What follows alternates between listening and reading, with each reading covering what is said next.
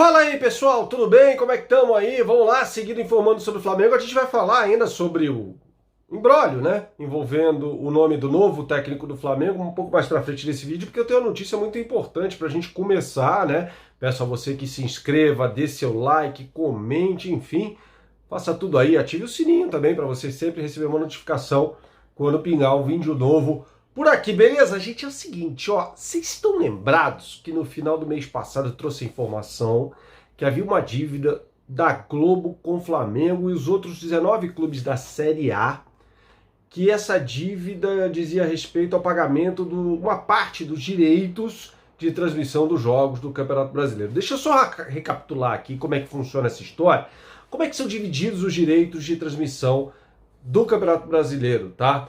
40% do valor que o clube recebe diz respeito ao mesmo valor, na verdade, 22 milhões de reais. Todos os 20 clubes da Série A recebem obrigatoriamente 22 milhões de reais só pelo fato de disputarem a competição, tá? Os outros 30% dizem respeito à classificação do time no Campeonato Brasileiro na temporada anterior. Então o Flamengo é quem recebe a maior fatia desses 30% entre todos os clubes que vão disputar essa Série A do Campeonato Brasileiro.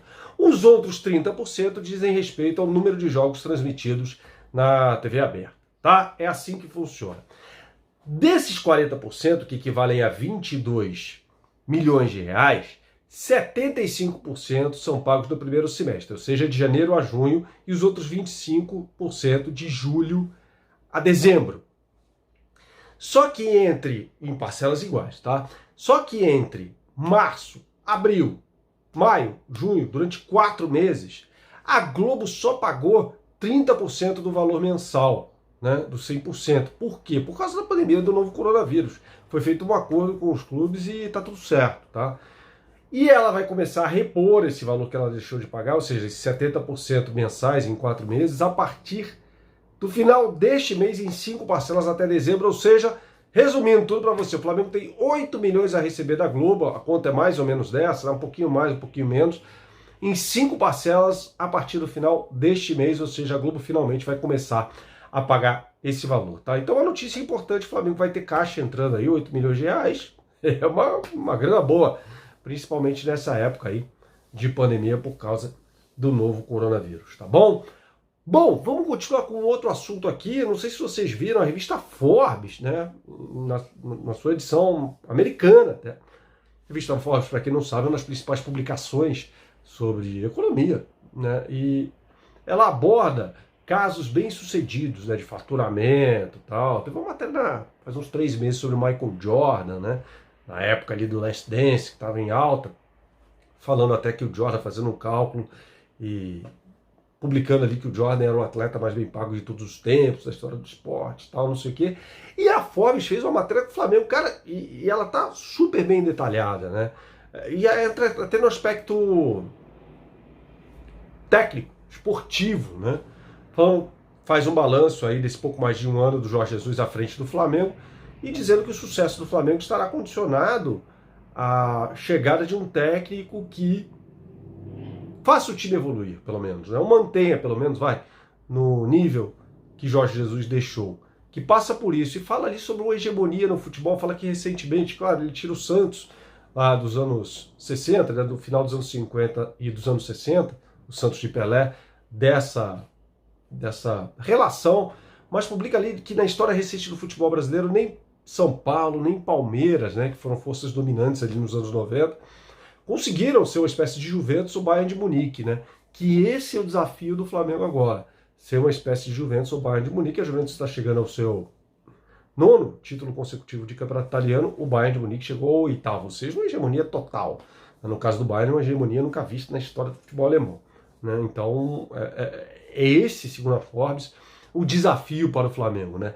Manter ou tentar pela primeira vez, depois de tanto tempo, né, neste século aqui, certamente, conseguir uma hegemonia. Isso é muito difícil, tá? Financeiramente, o Flamengo, se a gente pegar o faturamento do ano passado e cruzar com a dívida, né, a gente tem lá 950 milhões de reais, quase 1 bilhão de reais de faturamento, versus uma dívida na casa de 500, 520 milhões, você tem ali um respiro bom, né?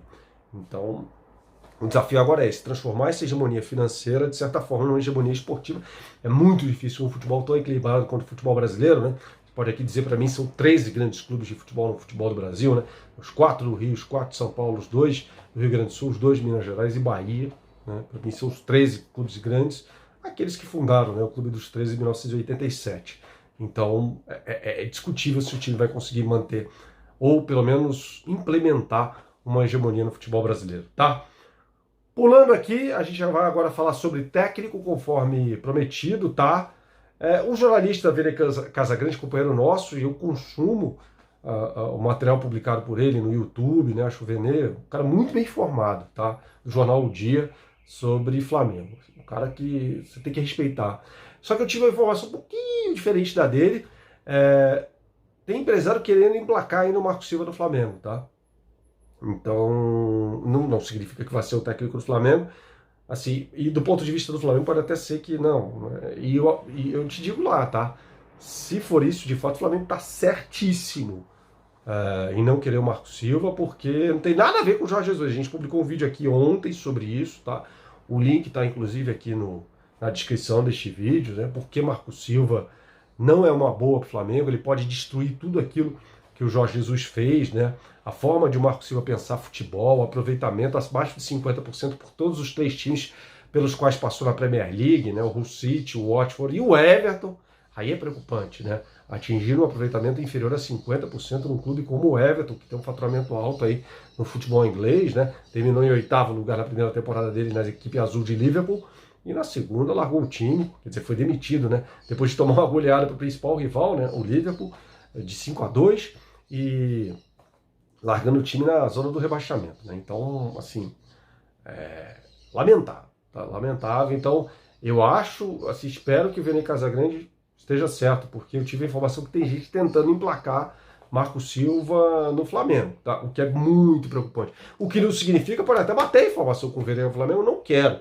Mas a informação que eu tive hoje, no início da tarde, né, é que o Flamengo está sofrendo. Não sofrendo, né? Eu acho legítimo isso, a partir do momento que o Marcos Braz diz que vai atrás de um técnico estrangeiro, é normal que os empresários o assediem, né? Falando, não, tem um cara aqui e tal. Cabe ao Flamengo ter esse discernimento. Né? Falando, não, esse aqui não me interessa, esse aqui não me interessa. E esse aqui já é legal, eu quero falar, tá? Fato é que, como o Mauro César Pereira trouxe, a ideia do Marcos Braz é viajar com Bruno Spindel, né? Ainda não temos a data sobre isso, aliás, hoje rolou aquele almoço na Gávea, no Ninho do Urubu, entre Jorge Jesus e jogadores, membros da diretoria, almoço de despedida do português. Então, o Marcos Braz queria ficar, sobretudo, para estar presente a esse almoço, eles têm uma ótima relação, jantaram juntos ontem e tal. Então fazia todo sentido, e o Flamengo julga que tem tempo aí para resolver essa questão técnica, que não é assim, que o calendário do futebol brasileiro joga a favor, né, dessa entre aspas, do tempo, né, para isso. Eu tenho um pensamento um pouco diferente, falta um pouco menos de 3 semanas para o Campeonato Brasileiro começar. Acho sempre arriscado, sabe, se deixar para a última hora ali para resolver, até porque esse técnico vai precisar de um tempo para engrenar, né? Lembre-se de Jorge Jesus, né? Ele já pegou uma bucha logo de cara, que era um jogo contra o Atlético Paranaense, fora de casa, pela Copa do Brasil, né? Depois aquele 6-1 no Goiás, mas depois teve uma épocazinha ali de estabilidade, né?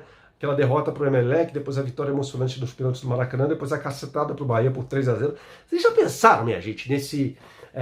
como é que se fala isso? Nesse pensamento imediatista dos dirigentes de futebol do Rio de Janeiro? Se o Flamengo perde aquele jogo nos pênaltis para o Emelec, é desclassificado nas oitavas de final da Libertadores, e toma aquela cacetada de 3-0 do Bahia, talvez Jorge Jesus tivesse rodado por ali, né? Até dezembro havia a possibilidade de rescisão contratual sem pagamento de multa para nenhum dos dois lados, né? Então, já imaginaram como é que seria aquilo? Nada disso teria acontecido, né? Esportivamente, claro, porque o Flamengo pararia nas oitavas de final. E, sobretudo, o trabalho dele. Talvez não tivesse Campeonato Brasileiro, não tivesse nada. Vocês já pararam para pensar nisso? Coisa muito louca essa, né? Bom, o fato é que a gente depois vai explicar um pouquinho. O Mauro trouxe essa informação do Domenech, né? Torrent. que era o auxiliar do Guardiola. A gente vai falar depois sobre auxiliares que funcionaram. O que vocês acham dessa pauta? Surgiram aí auxiliares que funcionaram nos comandos de equipes principais, ex-auxiliares, né? Tem vários, gente, Arteta, Domenech Torrente, João Pedro Souza, tem um monte por aí. Acho bem legal e muitas vezes eles são melhores do que os criadores, né? Acho que é uma pauta interessante para a gente abordar, tá bom? Em algum momento a gente vai falar sobre isso. Abraço, saudações, tchau, tchau.